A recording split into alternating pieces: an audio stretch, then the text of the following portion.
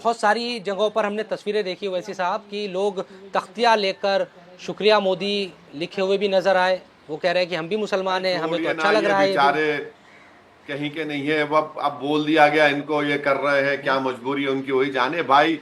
देखिए, इस मुल्क की सबसे बड़ी हम्म। तंजीमें, मुस्लिम तंजीमें जिनको मुसलमान एक्सेप्ट करते हैं, कश्मीर में मीरवाइज साहब की तंजीम, जमीयत हम्म। उलमा दोनों, मौलाना अरशद मदनी दामन बरकातहू, हम्म। मौलाना महमूद मदनी दामन बरकातहू, Jamaat Islami Hind, all India Muslim personal law board, ये जो है हम्म। ये, और जितने मुस्लिम ऑर्गेनाइजेशंस हैं, उन तमाम ने इस बिल को इसलिए रिजेक्ट हम्म। किया क्योंकि ये अनकॉन्स्टिट्यूशनल है।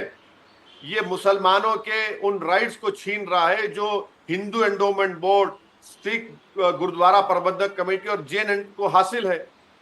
तो सबने रिजेक्ट किया इसको। अब ये थोड़े बहुत हैं, अब जाहिर है उनके कुछ मफादात होंगे इसीलिए वो कर रहे हैं, मगर ये नहीं देख रहे कि ट्रिपल तलाक का कानून किसने बनाया, CAA का कानून सिर्फ मुसलमानों को उससे एक्सक्लूड करके रख दिया, और आए दिन जो मॉब लिंचिंग हो रही है, आए दिन जो जी जी। मारा जा रहा है, बुलडोजर से घर तोड़ दिए जा रहे हैं, तो ये सब चीजें शामिल है ना। सबसे बड़ा, अगर कोई हम्म। नफरत झेल रहा है इस देश में एक। सबसे ज्यादा, जी जी। चाहे वो गवर्नमेंट स्पॉन्सर्ड ऑर्गेनाइजेशंस का हो या गवर्नमेंट सपोर्टेड का हो, जो नफरत की फिजाएं बो दी गई हैं, तो सबसे बड़ी अकलियत इसको हम लोग भुगत रहे हैं। छोटे छोटे एक दो सवाल। अक़लियती अमूर के जो वजीर हैं किरण रिजिजू, अल्पसंख्यक कार्य मंत्री, वो ये कहते हैं कि भाई मुसलमान हमारे ही देश के हैं, हम क्यों छीनेंगे उनकी इबादत गाहें।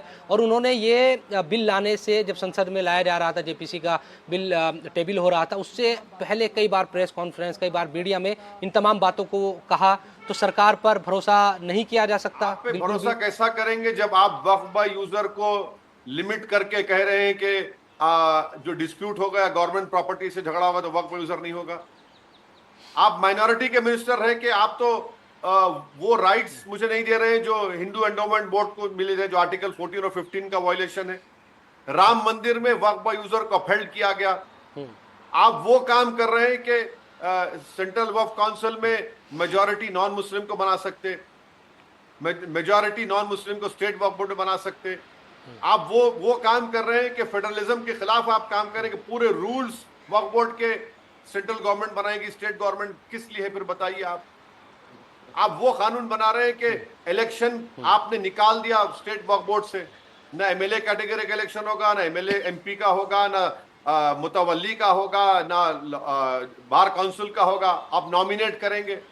आप वो कानून बना रहे हैं कि वक्फ बोर्ड के चेयरमैन के खिलाफ कोई नो कॉन्फिडेंस ला ही नहीं सकता, देश के प्रधानमंत्री के खिलाफ कानून ला सकते हैं। आप लिमिटेशन एक्ट अप्लाई करके इस देश के एक सबसे बड़े दौलतमंद आदमी, आप खोजों को, हमारे खोजे भाइयों को आप वक्फ का मेंबर बना रहे हैं, उनका यतीम खाना इलीगल तरीके से वक्फ प्रॉपर्टी को एलिनेट नहीं कर सकते। 22 करोड़ में उसने खरीद लिया और अपना आलीशान बंगला बना लिया, और मोदी जी उसके जू में जाकर उन जानवरों के सामने ठहर कर फोटो ले रहे हैं, और शायद मोदी जी ने सोचा कि मुसलमानों को भी ऐसा जू में डाल दूंगा मैं। क्या आप वो प्रॉपर्टी ले सकते हैं जो सुप्रीम कोर्ट में केस चल रहा है? एक।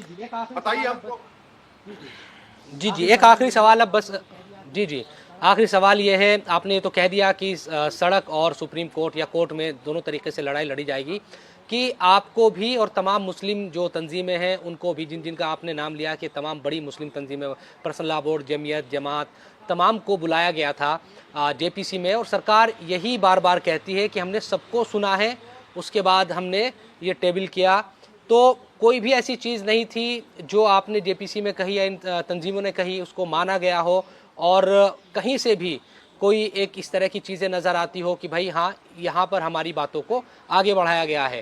जेन्यून और रिप्रेजेंटेटिव नुमाइंदे थे भारत के मुसलमानों की ऑर्गेनाइजेशंस के, जिसका नाम मैं लिया, और उससे हटकर भी उन सब ने इस चीज को महसूस किया ये कानून वक्फ के मफाद में नहीं है, वक्फ को बर्बाद कर देगा, और वक्फ बोर्ड सिर्फ एक पोस्टमैन बन के रह जाएगा।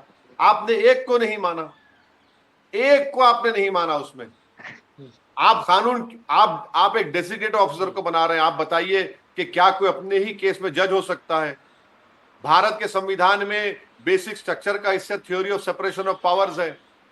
क्यों मना रहे हैं आप? ताकि आपको मालूम जितने गवर्नमेंट की प्रॉपर्टीज पर, गवर्नमेंट कब्जे में वक्फ की प्रॉपर्टीज पर, आप उसको ऑफिसर को रखकर अपने हक में फैसला कराकर म्यूटेशन कराकर वक्फ बोर्ड से निकालकर गवर्नमेंट मालिक बन जाएगी।